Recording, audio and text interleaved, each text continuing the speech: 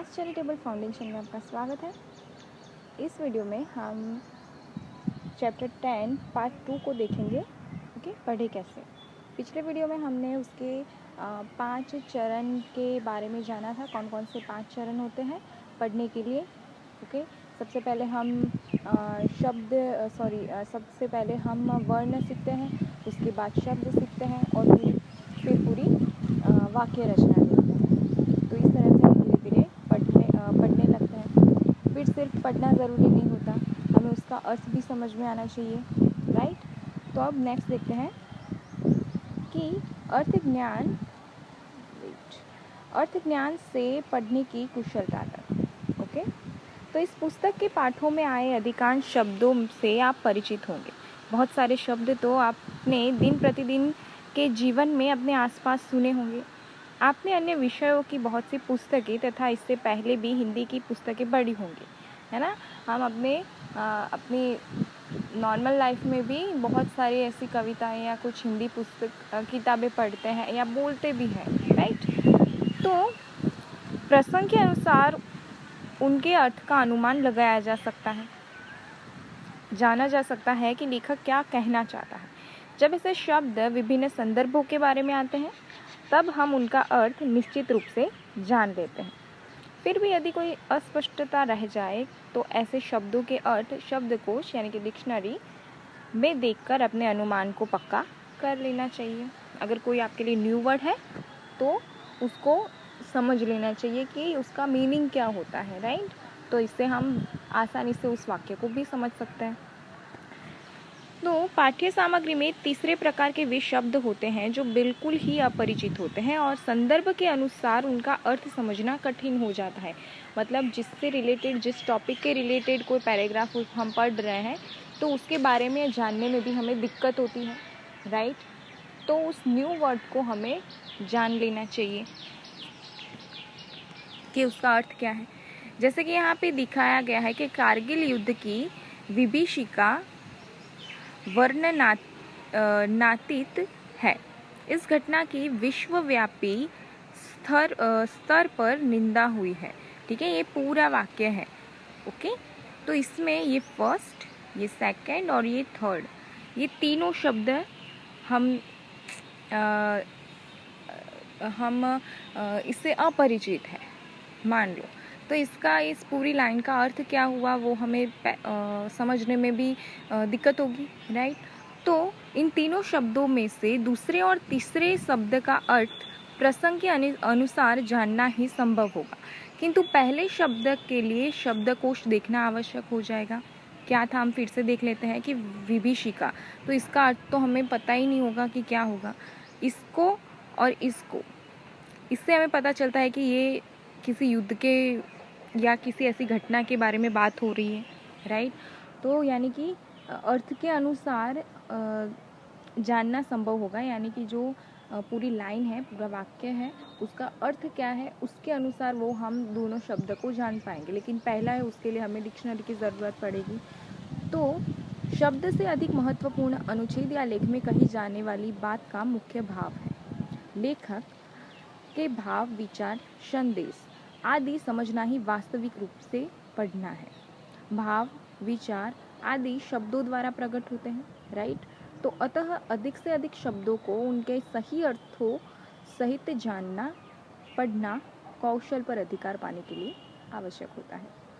आप जान चुके हैं कि पढ़कर समझने की पहली शर्त है गति पूर्वक पढ़ना। जब तक समुचित गति से नहीं पढ़ा जाएगा तब तक तथ्यों, विचारों, भावों आदि के आपसी संबंधों की अच्छी तरह से समझने में कठिनाई होगी। अतः सबसे पहले गति से पढ़ने का अभ्यास करो। गतिपूर्वक पढ़ने के बाद शब्दों को अलग अलग देखना आवश्यक नहीं है। हम एक ही नज़र में पूरा वाक्य अथवा वाक्यांश पढ़ लेते हैं, सही है। अगर मैं ऐसे बोलूँ कि हम एक ही नज़र में पूरा वाक्य या वाक्यांश पढ़ लेते हैं, ऐसे बोलूँ तो कैसे लगेगा, समझ में ही नहीं आएगा, राइट। तो सबसे पहले आपको क्या करना है, अगर आपको पढ़ना आ गया है तो आपको आपकी स्पीड इम्प्रूव करनी होगी, ठीक है, जिससे आपको समझने में आसानी हो। तो अभी इस लाइन को फिर से पढ़ते हैं कि हम एक ही नज़र में पूरा वाक्य अथवा वाक्यांश पढ़ लेते हैं। तो अभी समझ में भी आता है अर्थ इसका, राइट। पठन की गति बढ़ाने का अभ्यास करने का एक तरीका है कि पठन सामग्री की दाहिनी ओर पृष्ठ पर सबसे ऊपर उंगली रखकर धीरे धीरे आगे की ओर बढ़ती चले और उंगली के फिसलने की गति से ही पंक्तियों को पढ़ने का प्रयत्न कीजिए। अभ्यास पर आपकी पठन गति अवश्य बढ़ेगी। ओके, ध्यान रखिए कि 1 मिनट में आप कितने शब्द पढ़ पाते हो। कुछ दिन अभ्यास के बाद कम समय में अधिक से अधिक शब्द पढ़ लेते होंगे। निरंतर अभ्यास से आपकी फिर गति भी सुधर जाएगी पढ़ने की। तो एक बात का अवश्य ध्यान रखना है कि सामग्री में नए अथवा जो कठिन शब्द दिए गए हैं उनका प्रसंगानुकूल अर्थ समझने का प्रयत्न भी करो और उन्हें अपने पठन में बाधक न बनने दो। अगर कोई आपको शब्द समझ में नहीं आता है तो आप उसका अर्थ जानने की कोशिश करो, ताकि आपको जो आप पढ़ रहे हो उसमें आपको किसी भी तरह की बाधा ना हो, आप उसका अर्थ भी समझ लो। किंतु यदि ऐसे शब्द संख्या में काफ़ी हैं, ठीक है, आप कोई ऐसा कुछ पढ़ रहे हो जो मतलब कोई आप कुछ ऐसा पढ़ रहे हो जिसमें बहुत सारे न्यू वर्ड्स हैं, आप जिससे अनजान हो, ऐसा कुछ पढ़ रहे हो, तो आपको वो काफ़ी बाधा आएगी आपको उसका अर्थ समझने में भी, राइट। तो क्या करें, तो उन्हें अलग किसी कागज़ पर लिखो कि जो शब्द आपको नहीं समझ में आता उसको आप नोट डाउन करते चलो। पूरा पाठ पढ़ लेने के बाद इन शब्दों को डिक्शनरी में देखो, उसके सामने उसका अर्थ लिखो और फिर दोबारा उस पाठ को पढ़ो।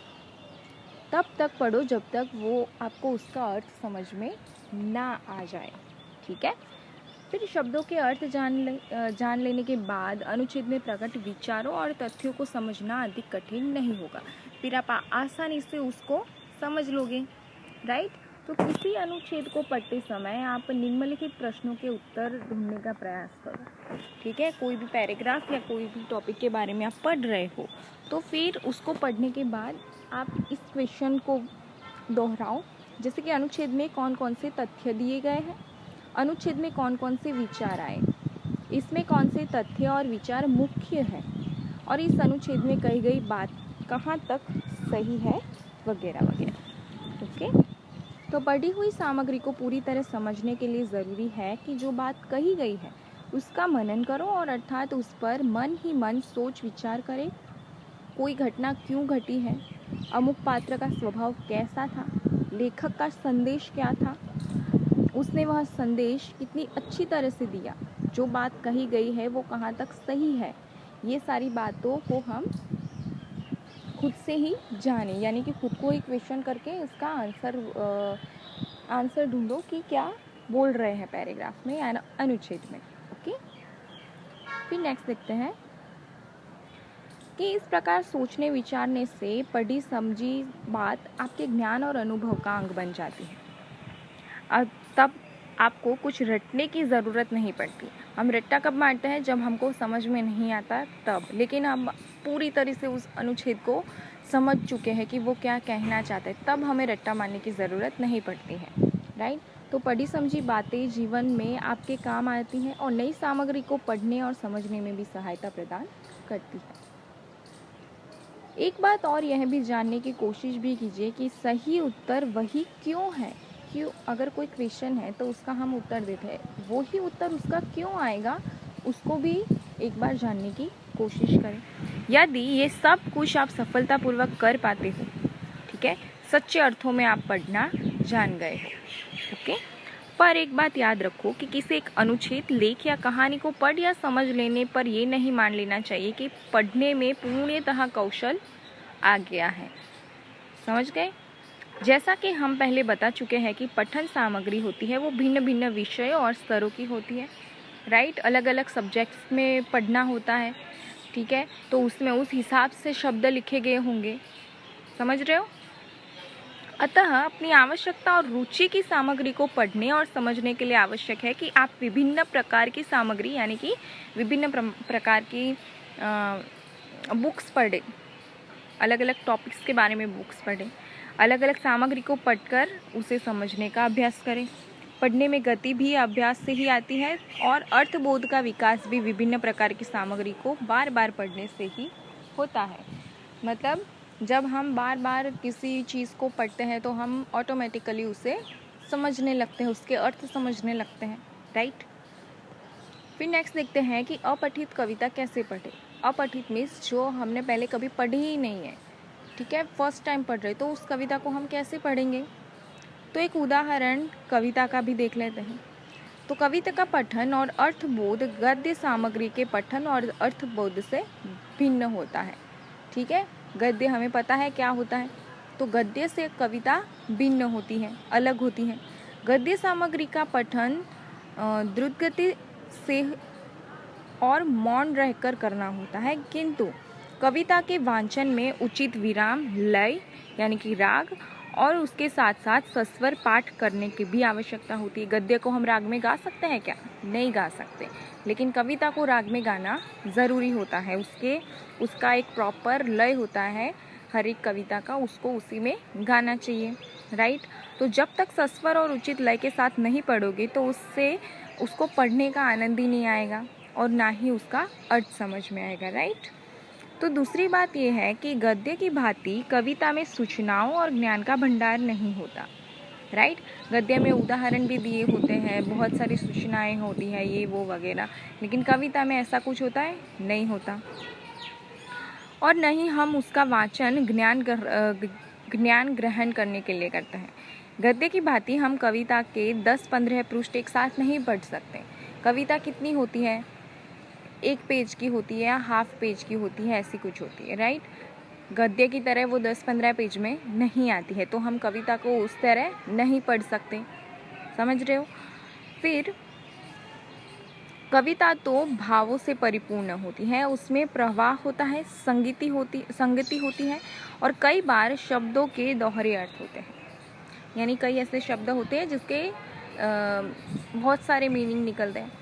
अतः कविता जो है वो धीरे धीरे लयपूर्वक सस्वर पढ़नी चाहिए, जिससे आप कवि के भावों को स्वयं अनुभव कर सको और उसके संदेश को समझ सको। जब हम कविता को पढ़ते हैं तब वो किस भाव से लिखी गई है, कवि ने किस भाव से लिखी है, उसको हम फील कर सकते हैं जब उसका हम ठीक से उच्चारण करते हैं। तो अब आप जान गए हो कि कविता की भाषा गद्य की भाषा से कैसी होती है, अलग होती है, भिन्न होती है, उससे भारी भरकम शब्द नहीं होते। इसके अतिरिक्त इसमें यदि कोई नया शब्द भी होता है तो उससे ज़रूरी नहीं कि कवि ने इसको बिल्कुल उसी अर्थ में लिखा हो जो शब्दकोश में दिया गया है, जो डिक्शनरी में है वही अर्थ कवि ने उस संदर्भ में लिखा हो, वो ज़रूरी नहीं होता कविता में, ठीक है।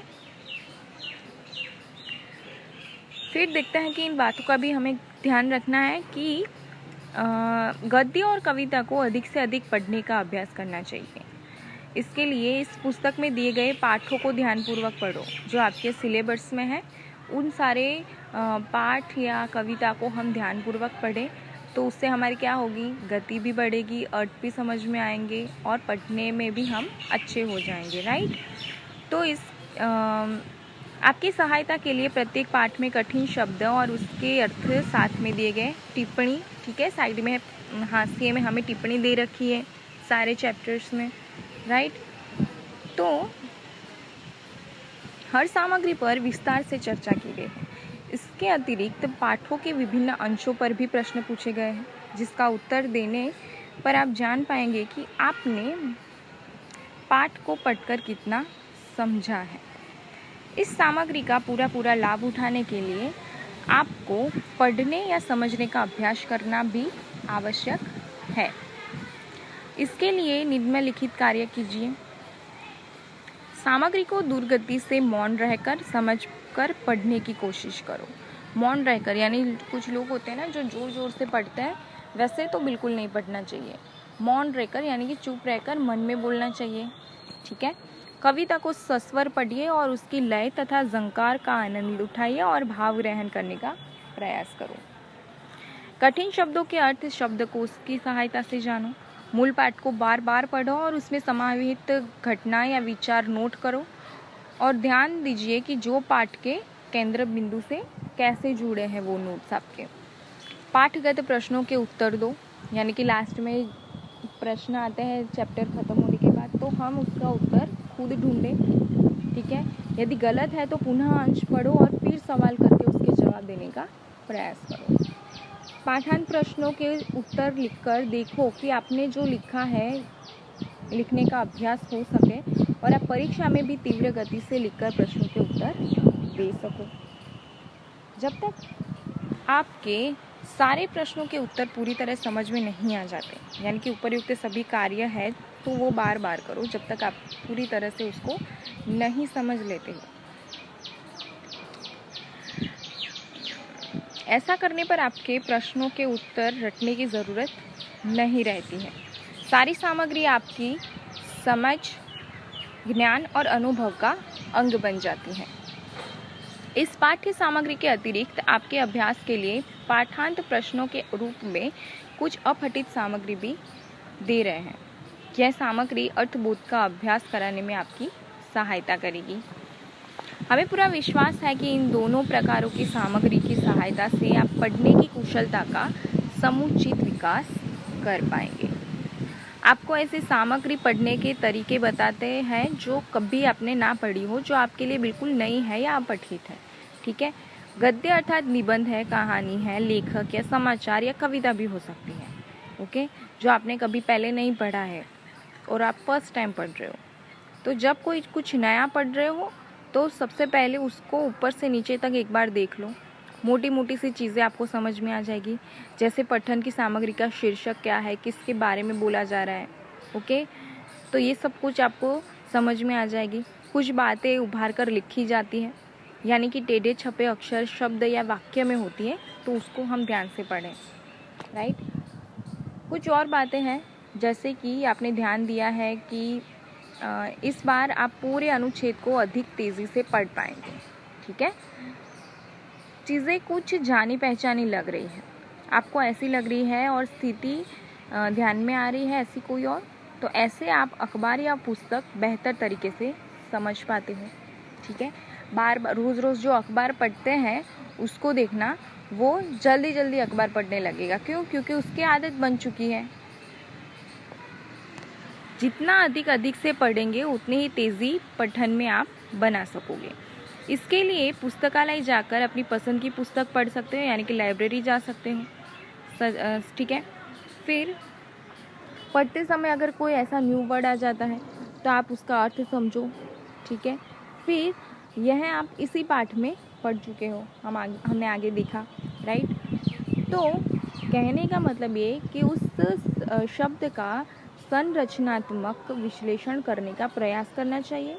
उदाहरण के लिए मान लो कि आपके सामने शब्द आया दिग्विजय, ओके, तो विश्लेषण करना चाहो तो आपको पढ़ने से विजय शब्द तो साफ, दिग्विजय, ठीक है, विजय शब्द तो हमें साफ समझ में आ रहा है, लेकिन दिग आगे क्या लगा हुआ है, दिग, तो ये अनजाना सा लग रहा है। दिग का अर्थ क्या होता है, दिक, जिसका अर्थ होता है दिशा, और दिक् शब्द का अर्थ होता है विजय से पूर्व लगे, और संधि के नियम के कारण दिग बन गया।